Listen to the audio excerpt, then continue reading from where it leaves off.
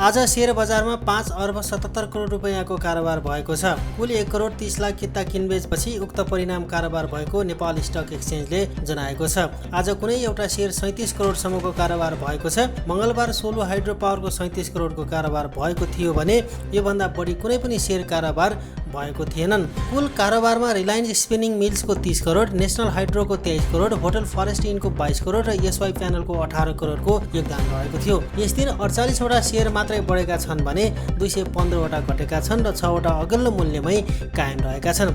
बढेका मध्ये Suryakund hydro power electric, Palpa cement शेयरमा सकारात्मक सर्किट लाग्दा शिखर पावर डेभलपमेन्ट र कर्पोरेट डेभलपमेन्टको क्रमशः 14.49 र 14.82% वृद्धि भएको छ। यस दिन डोल्टी पावरको 8.71%, सोलो हाइड्रो पावरको 5.77%ले घटेका छन् भने बाँकी शेयरहरू अधिकतम 4.85% सम्म घटेका छन्। होटल र पर्यटन 1.16%ले बढे भने बाँकी समूहहरू राताम्य रहेको नेपाल स्टक एक्सचेन्ज नेप्सेले जनाएको छ।